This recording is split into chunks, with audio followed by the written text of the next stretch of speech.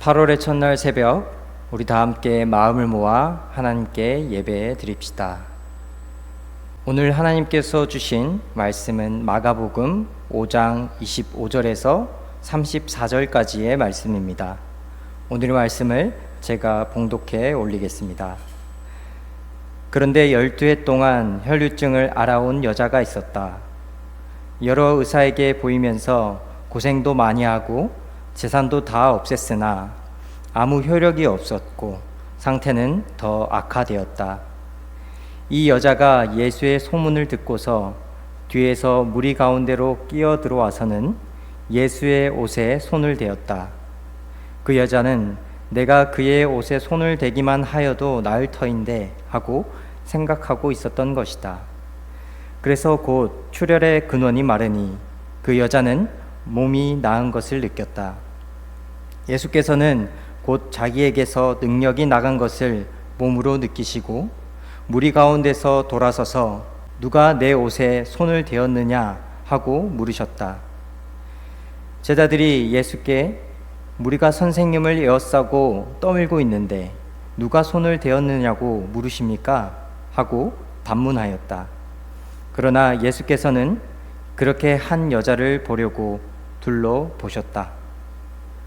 그 여자는 자기에게 일어난 일을 알므로 두려워하며 떨면서 예수께로 나와 엎드려서 사실대로 다 말하였다. 그러자 예수께서 그 여자에게 말씀하셨다. 딸아, 내 믿음이 너를 구원하였다. 안심하고 가거라. 그리고 이 병에서 벗어나서 건강하여라. 아멘. 샬롬.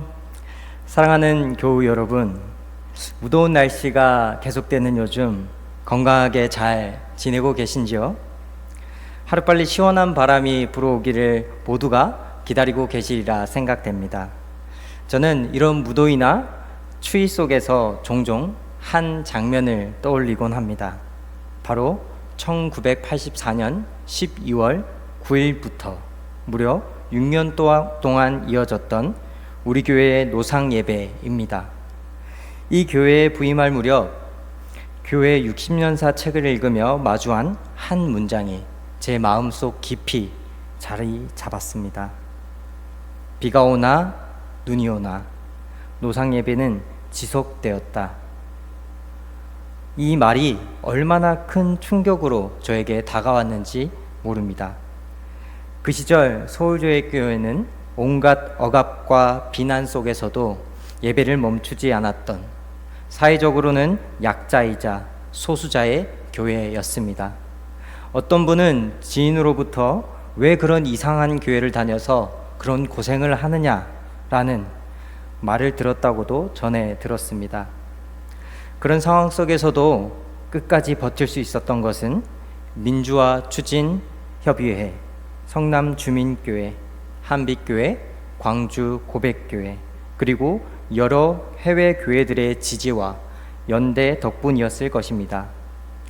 노상 예배를 빠짐없이 출석했던 고민현 목사님은 이렇게 고백하셨다고 책에 기록되어 있습니다.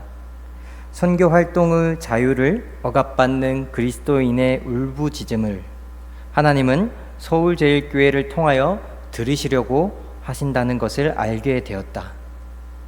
그렇습니다.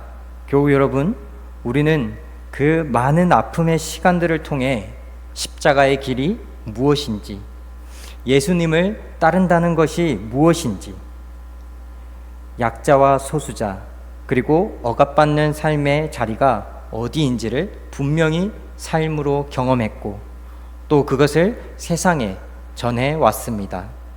그리고 오늘 우리는 바로 그 자리를 다시 바라보려고 합니다.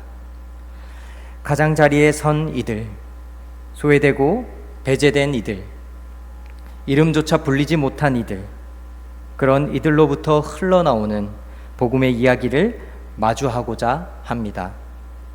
오늘 본문은 마가복음 5장 12해 동안 혈류증을 앓던 여인의 이야기입니다. 이 이야기는 단순히 병 고침의 기적을 말하는 것이 아닙니다. 이 본문은 당시 사회 구조 속에서 가장자리로 밀려나 있던 한 여인의 몸과 믿음을 통해 우리가 믿는 복음이 과연 누구를 향하고 있는지, 그리고 예수님의 십자가가 누구와 가까이 있는지를 우리에게 묻고 있습니다. 본문의 여인은 12의 피 흘리는 질병을 앓고 있었습니다. 이는 단지 신체적 고통만을 말하는 것이 아닙니다. 레위기 15장에 따르면 여인의 출현은 종교적으로 부정한 상태로 간주되었습니다. 그녀는 단지 아프기만 한 것이 아니라 사람들과 분리되어야만 했고 회당이나 성전에 출입할 수도 없었으며 누군가를 만지거나 접촉하는 것조차도 금지된 삶을 살아왔습니다. 그녀의 삶은 병 자체보다 더 큰 고통, 사회로부터의 배제, 공동체로부터의 추방, 정체성을 빼앗긴 침묵의 시간이었습니다. 그리고 무엇보다 중요한 것은 그녀는 말할 수 없는 존재가 되었다는 사실입니다. 복음서 기자는 그녀의 이름조차 기록하지 않습니다. 12해 말하지 못하고 만지지 못한 채 군중의 바깥에서 존재했던 사람. 그런데 오늘 우리는 이 말하지 못한 여인이 복음의 중심에 들어오는 장면을 목격하고 있습니다. 그녀는 뒤에서 다가와 예수님의 옷자락에 손을 댑니다. 대면하지 않고 말하지 않고 그저 손을 댈 뿐입니다. 당시의 종교 질서, 사회 규범, 성별 권력 구조 안에서 여성이 남성, 특히 랍비에게 손을 댄다는 것은 금기 중에 금기였습니다. 그녀의 행동은 매우 위험한, 그러나 절박한 행위였습니다. 그녀는 말하듯이 기도하지 않았고 담대하게 요구하지도 않았습니다. 다만 손을 대었습니다. 침묵 속에서의 믿음, 절망 끝에 희망이었습니다. 놀랍게도 예수님은 그 손끝에서 힘이 나간 것을 감지합니다.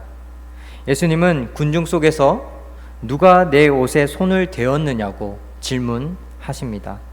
제자들은 어리둥절합니다. 사람들이 워낙에 많았으니까요.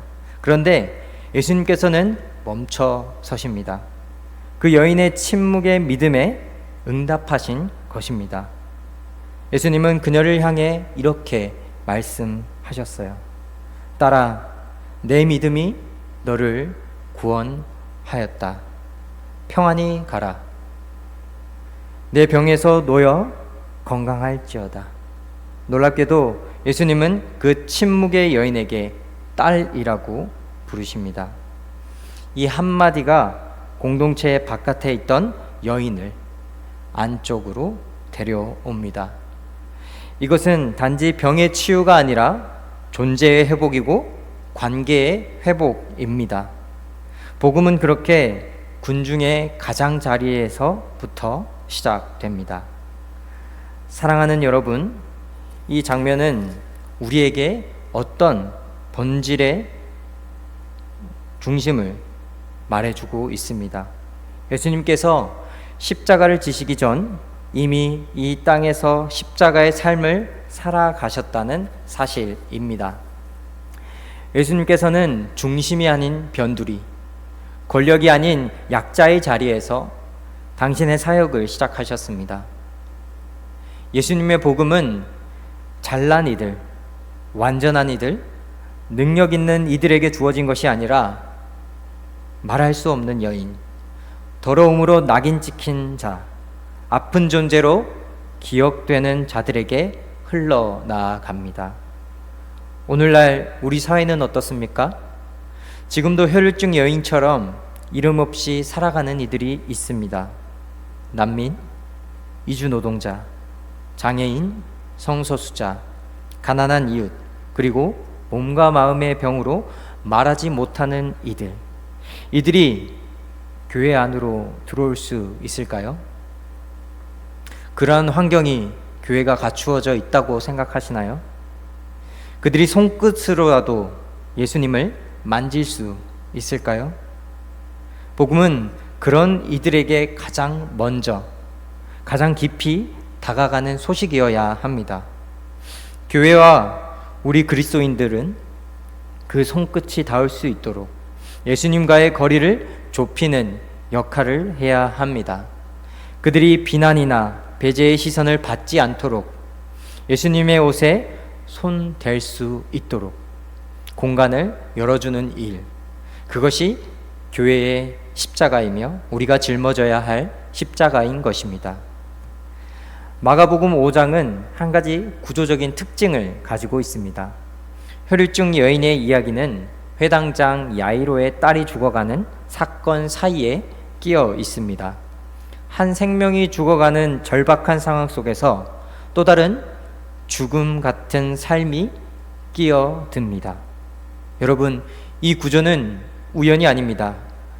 복음은 늘 그렇게 중요한 일과 급하지 않은 일 사이에 끼어 있는 소외된 존재들에게로 흐릅니다. 그리고 예수님께서는 그 흐름을 따라 죽음과 맞닿아 있는 자들을 외면하지 않으십니다.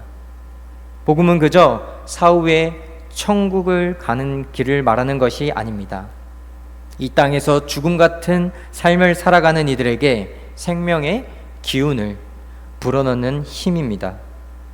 그리고 그것은 침묵 속에서도 믿음을 품는 손끝, 지지와 환대, 있는 그대로의 모습을 사랑하는 그곳에서 시작됩니다.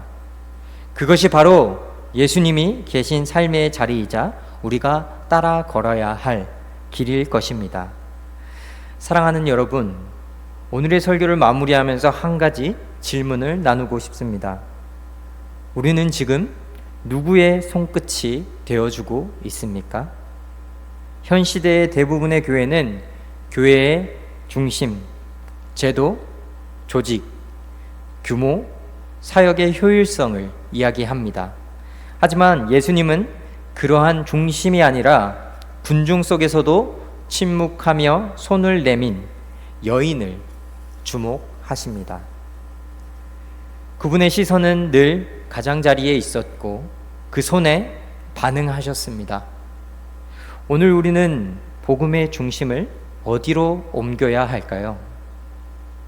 그 여인의 손끝은 예수님의 옷자락에 닿았고 그 순간 세상이 바뀌었습니다. 우리 교회는, 우리 공동체는, 우리가 사는 사회는 그 손끝이 예수님께 닿을 수 있도록 허용하고 있나요? 오늘의 본문에 나오는 혈유증 여인과 같이 온갖 차별과 혐오와 억압을 뒤집어쓰며 하루에도 수십 번 죽음을 생각하며 매일을 두려움 가운데 살아가는 이들이 나에게 또는 우리 교회에 손을 내민다면 우리는 과연 그 손을 잡아줄 준비가 되어 있을까요? 오늘 우리가 그 손끝이 되어 누군가를 예수님께로 인도할 수 있기를, 죽음에서 생명으로 인도할 수 있기를 바랍니다. 그리고 우리 교회가 가장자리에서 피 흘리며 살아가는 이들을 위한 예수님의 옷자락이 될 수 있기를, 그래서 복음이 다시 살아 움직이기를 간절히 기도합니다. 다 함께 침묵으로 기도하겠습니다.